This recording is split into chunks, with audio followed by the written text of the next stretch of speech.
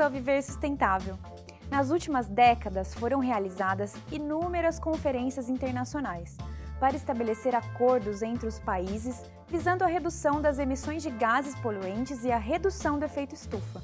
Até o momento, esses acordos se mostraram inócuos, pois o aquecimento global só tem aumentado e as mudanças climáticas estão aí para confirmar. Quem nos fala sobre isso é o engenheiro agrônomo, professor e deputado federal Mendes Tame. Olá, professor! Qual é a probabilidade do Brasil cumprir as metas de redução de emissões após o último Acordo de Paris? Olá, Elia. Na verdade, os compromissos assumidos pelo Brasil e por outros países signatários da ONU em Paris são insuficientes, segundo a maioria dos cientistas, para que a temperatura na superfície da Terra se mantenha no máximo 1,5 graus acima da temperatura atual. De toda forma, são necessárias essas medidas para evitar danos maiores, uma ruptura total causadas pelas mudanças climáticas.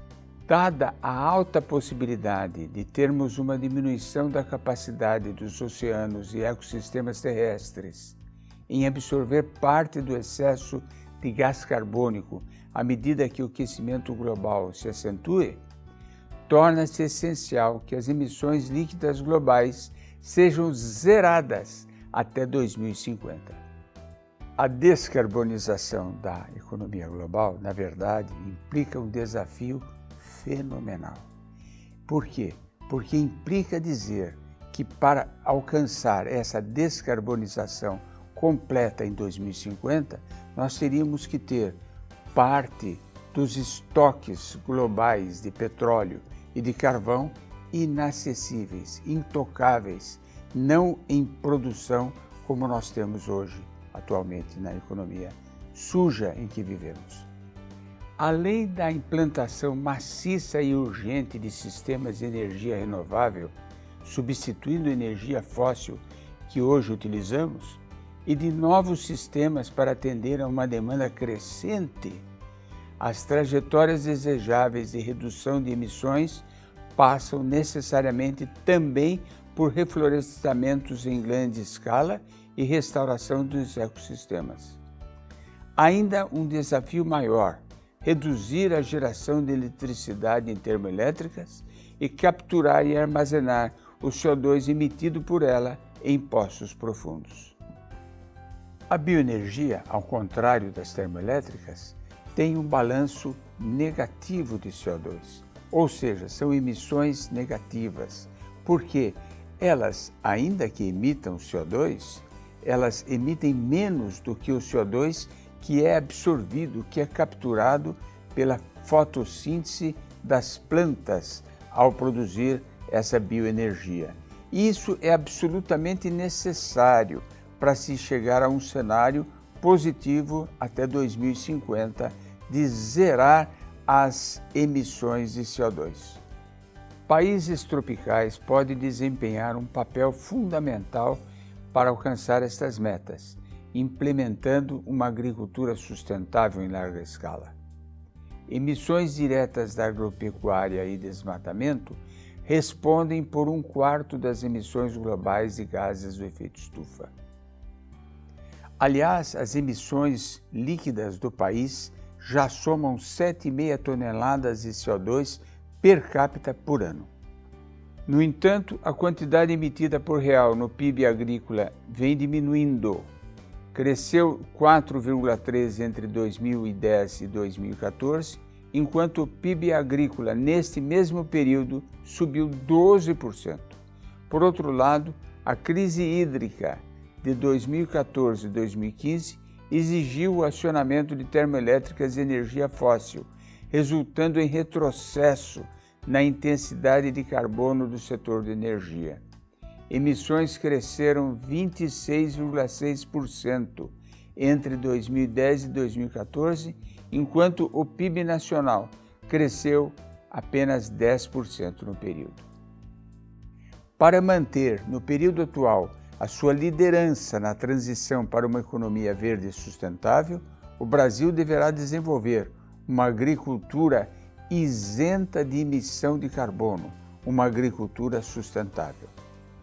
Isto exige a condição indispensável de zerar o desmatamento, restaurar ecossistemas em grande escala e aumentar, até 2015, fontes renováveis de energia em até 80%.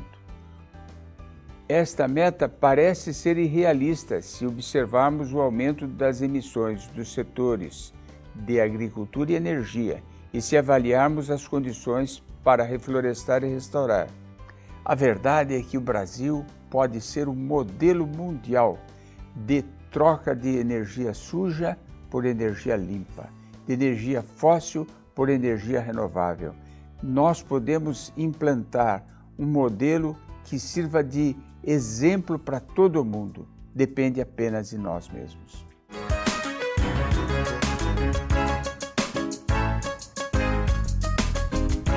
Oi, meu nome é Maiara, sou estudante de Direito e gostaria de saber do professor Tami se é possível criar gado na Amazônia de forma sustentável.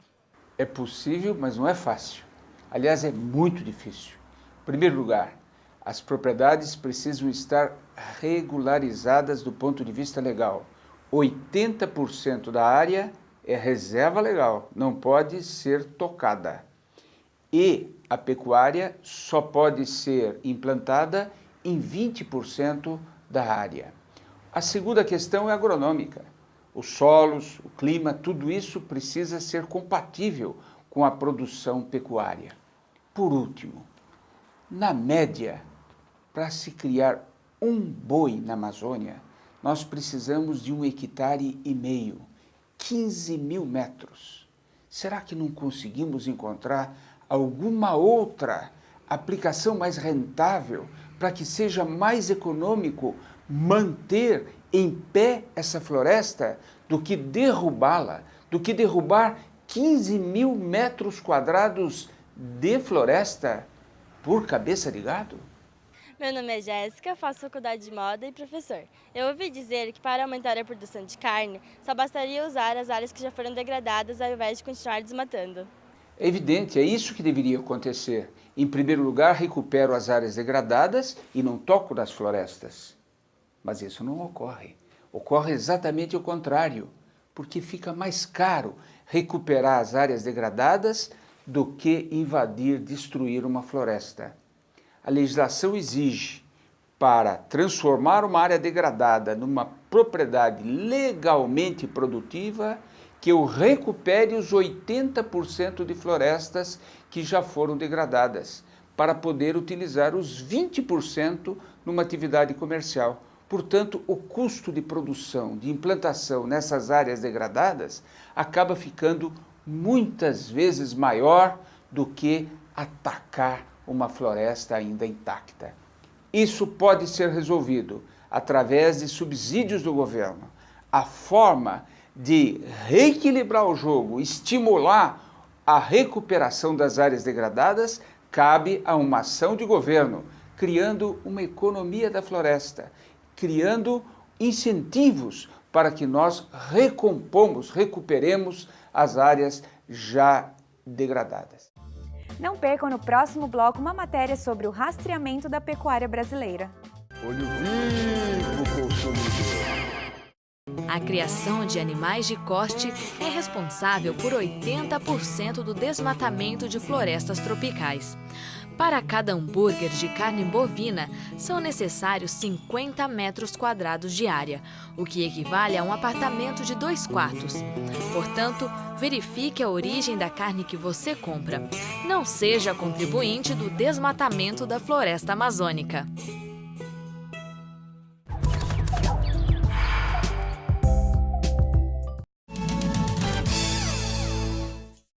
Você sabia que a pecuária é uma das maiores consumidoras de água? São necessários cerca de 30 mil litros de água para produzir 1 quilo de carne. A produção de um único hambúrguer consome uma quantidade de água suficiente para 17 banhos de chuveiro. O Viver Sustentável está de volta. Professor Tami, uma das atividades econômicas que mais contribuem para o desmatamento ilegal é a pecuária. Como podemos nos manter como um dos maiores produtores mundiais de carne de uma forma sustentável? Você tem toda a razão, Iria. A pecuária extensiva é uma das fortes razões do nosso desmatamento na Amazônia. E uma das formas de torná-la mais sustentável é introduzir o rastreamento desta mesma pecuária. No Pará, a cidade de São Félix do Xingu, próxima da fronteira com o estado do Mato Grosso, concentra uma das nossas principais iniciativas em relação à pecuária sustentável. Os pecuaristas da cidade participam de um programa liderado pela Walmart Brasil, pela ONG The Nature Conservancy, pela Fundação Moore, pelo Grupo Marfrig, um dos principais produtores de carne bovina do mundo, com apoio da Prefeitura da cidade. Por meio dessas parcerias, foi desenvolvido o projeto Carne Sustentável, do campo à mesa, que, no fundo, visa a dar maior oportunidades de produtividade e, consequentemente, maior produção e rentabilidade aos produtores de carne para que eles possam se desenvolver sem realizar novos desmatamentos. Além disso, a iniciativa inclui o monitoramento da produção e o rastreamento do produto até sua chegada ao consumidor final, com o objetivo de garantir a conservação das florestas, dos solos e rios da região de São Félix do Xingu e de ampliar a oferta de carne com garantia de origem para os consumidores. Vamos assistir agora uma entrevista com a pecuarista Solange Lied, presidente do Sindicato dos Produtores Rurais de São Félix do Xingu. Meu nome é Solange, eu estou vindo de São Félix do Xingu, Pará. Quem começou a fazenda foi meu pai e ele foi desbravando aquilo sozinho. A gente ia nas férias visitá-lo. Eu queria uma coisa diferente, eu não queria fazer aquela mesma pecuária que eu tinha visto a minha família a vida toda fazer. Aí apareceu o projeto da TNC. Esse apoio na questão zootécnica, nos controles zootécnicos e encarar a fazenda como uma empresa foi o que levou a gente de início a entrar no projeto. É uma área que foi recuperada e ela estava pronta para ser usada na fazenda. Quando eu fui lá, minha mãe olhou em volta e disse: eu queria morar aqui. Era uma utopia, porque era um sonho que a gente considerava impossível e que se realizou. O projeto teve um papel em todos os âmbitos, seja dentro da propriedade como um papel social, de melhorar a qualidade de vida dos próprios funcionários, a maneira da gente tratar os funcionários, para mim, como gestora, trouxe muito conhecimento, muito apoio técnico. Foi uma mudança de comportamento, uma mudança na infraestrutura da propriedade, uma mudança na produtividade da propriedade, uma mudança em assumir um papel social, sim, no entorno da propriedade, onde que você acabou sendo uma referência para as outras pessoas que estão em volta, comprovando que é possível sim fazer mudanças, é possível sim fazer uma pecuária com sustentabilidade, aumentando a tua produtividade e a tua lucratividade. Dentro da fazenda como um todo, nós tínhamos uma produtividade por hectare em torno de 17 arrobas por hectare ano. Hoje, dentro da unidade demonstrativa de participação, nós estamos com 38 ponto alguma coisa arrobas por hectare. Então, mais que dobrou a produtividade.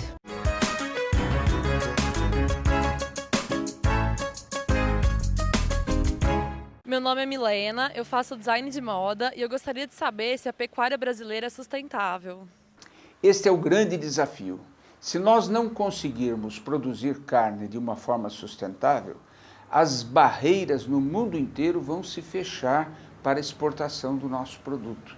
E nós temos condições. Nós temos água, terra, sol, temos gente querendo trabalhar, temos tecnologia para produzir em clima quente e temos espírito empreendedor. Mas é preciso melhorar a produtividade. Não dá para continuar com uma produtividade tão baixa de uma cabeça de gado por hectare. Um rebanho de 200 milhões de cabeças ocupando 200 milhões de hectares. Nós temos que aumentar a produtividade para liberar terra para outras culturas, para produzir grãos e para produzir energia. Não percam no próximo bloco uma matéria que fala dos impactos da pecuária na floresta amazônica. Vamos ver agora uma matéria que fala dos impactos da pecuária na floresta amazônica. A maior biodiversidade do planeta pode se extinguir. A Amazônia possui um riquíssimo ecossistema. São inúmeras as espécies animais e vegetais encontradas por lá. Muitas delas ainda são desconhecidas pela humanidade. Isso significa que você tem a maior riqueza de vida na floresta e nos rios da Amazônia do que em qualquer outro lugar. Tem milhões de espaços, você tem mais peixes no Rio Amazonas, mais espécies de peixes no Rio Amazonas do que no Oceano Atlântico. Você tem mais árvores na Amazônia, num único hectare da Amazônia, você tem muito mais espécies de aves do que em toda a América do Norte. Você tem uma quantidade de pássaros absolutamente gigantesca, mamíferos. Mas sabia que nós somos enormes colaboradores da destruição na Amazônia?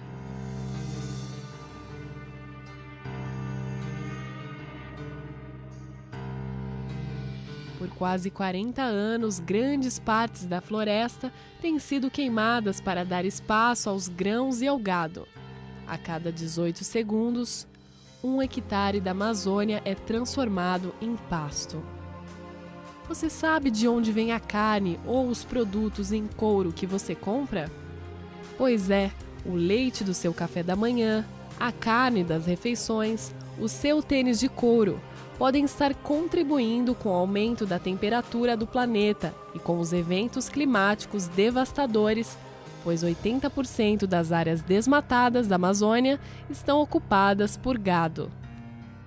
A pecuária tem um papel central nesse processo. Então, se a gente for fazer um cálculo de qual é o papel da pecuária na emissão de gases para provocar um efeito estufa, que torna o Brasil o quarto maior emissor do mundo, a gente vai ver que a pecuária é o principal fator de ameaça ao nosso futuro. A pecuária ilegal brasileira também afeta o regime mundial de chuvas. A floresta amazônica é responsável por 60% de toda a precipitação em diversas áreas do planeta.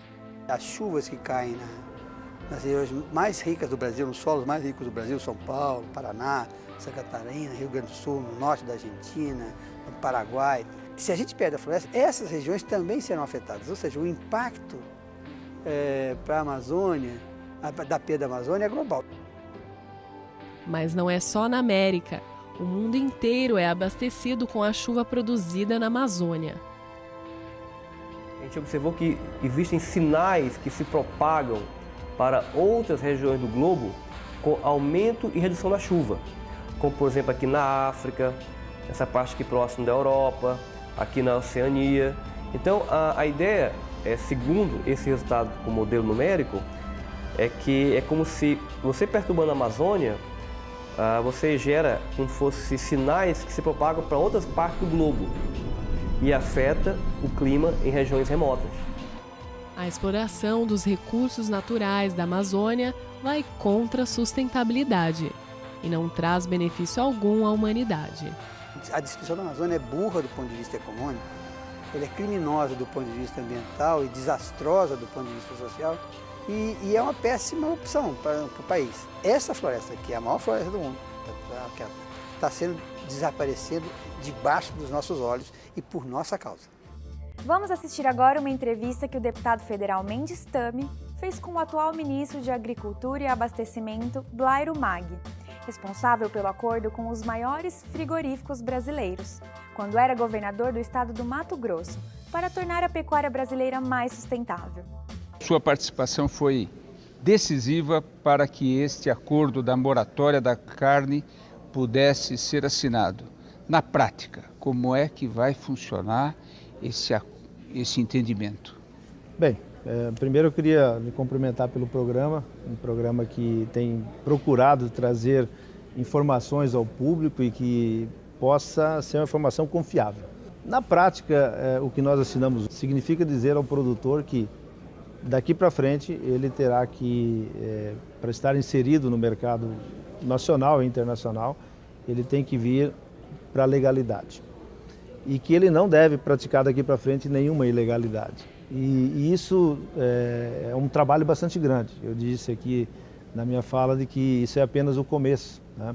E agora, nesse acordo da carne, significa dizer que os frigoríficos eles irão conversar com os produtores, irão propor a eles um cadastramento, e esse cadastramento já é o início do licenciamento ambiental.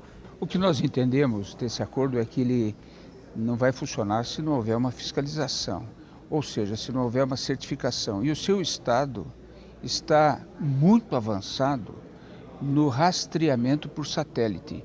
Isso vai ajudar, isso é uma condição indispensável para que esse acordo se transforme em realidade? Olha, sem dúvida nenhuma.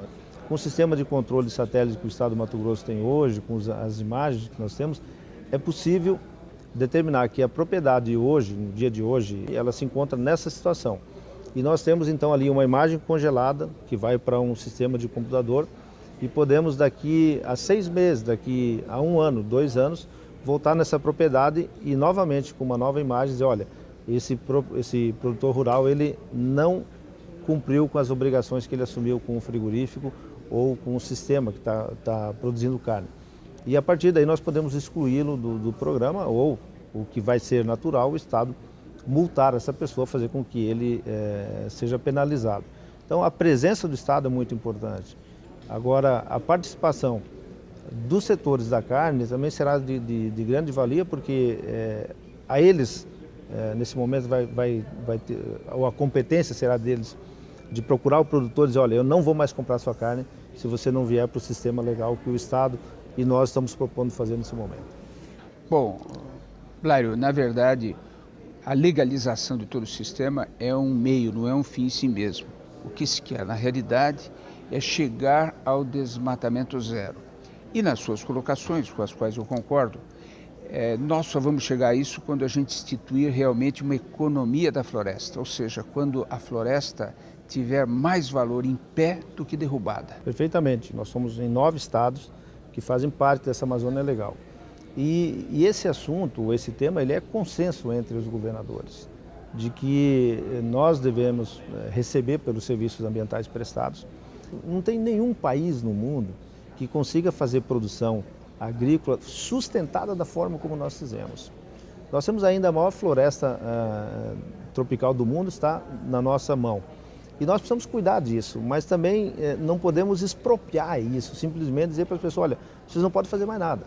Então, o pagamento por serviços ambientais, ele vem nessa direção, de fazer um convencimento definitivo, através de pagamento por serviços ambientais prestados, daquele que detém, que é dono daquela propriedade, ou que pode ser até um poceiro, pode ser o índio que está em cima daquela propriedade, as comunidades da floresta. Então, é importante que nós possamos ter aí a compreensão do governo brasileiro, eu acho que nós já temos, a compreensão dos governadores da Amazônia e também da sociedade brasileira de que essa preservação, que é importante para o mundo, é necessária, mas também nós queremos dividir essa conta com outros. Afinal de contas, não custa barato para o país, não custa barato para os estados fazer todo esse monitoramento, todo esse cuidado, e nós precisamos, de fato, de recursos para isso. O fato é que nós vamos ter que chegar ao desmatamento zero. Na sua avaliação, isso é factível? Nós vamos conseguir chegar lá? Só vamos conseguir chegar lá se tivermos compensações financeiras. Caso contrário, uma mudança na legislação, então, deveria ser feita. Quer dizer, e aí passa pelo Congresso Nacional Brasileiro. Dizer, olha, é proibido fazer qualquer desmatamento de forma legal, o que hoje é permitido. Se um dia essa discussão chegar no Congresso e o Congresso decidir que seja assim, mesmo assim eu acho que ainda vai ser difícil, porque zero significa zero, né? Não pode ter nada. E aí nós temos comunidades que com toda certeza não irão concordar com isso. Então o desmatamento zero é possível, desde que esse desmatamento evitado, ele se transforme também em algo que seja rentável para quem tem a obrigação de fazer esse cuidado. A lei brasileira hoje já diz que 80% de uma propriedade na região amazônica ela deve ser preservada e não se recebe nada por isso. Quer dizer, o ônus é de quem está cuidando dessa área. Os outros 20% que eu acho que tem espaço para discutir e acho que o Brasil não deveria abrir mão dela simplesmente por abrir, olha, a gente vai cuidar. Então, nós queremos cuidar, queremos desmatamento zero, mas queremos dividir a conta com o mundo. Muito obrigado. A verdade é que sem a participação de todos os governadores e todos os entes federados, nós dificilmente vamos conseguir transformar este país na primeira potência tropical do planeta, capaz de produzir, como bem disse Blay, de uma forma sustentável. E o Brasil tem condições, tem água, tem sol, tem terras, tem mão de obra, tem gente, tem tecnologia agrícola para produzir em clima quente e tem espírito empreendedor. 6 condições para ser um grande país, exportador de biocombustíveis e exportador de alimentos para o mundo todo, prestando um grande serviço para a paz mundial. Muito obrigado pela sua participação. Eu que agradeço. Com dados fornecidos pelo SEMPRE, vamos ver como estão os preços por tonelada das principais matérias-primas destinadas à reciclagem. Preço da tonelada do material reciclável para a cidade de Belo Horizonte. Papelão, R$ 430. Latas de aço, R$ 300. Alumínio, R$ 3.400. Plástico rígido, R$ 1.400. E PET, R$ 1.700. Participe você também do nosso programa, mandando temas e perguntas para contato@viversustentável.net. Assista ao arquivo de matérias no nosso site, viversustentável.net. O Viver Sustentável fica por aqui. E lembre-se, para mudar o mundo precisamos fazer a nossa parte, e a sustentabilidade é o caminho. Uma boa semana sustentável!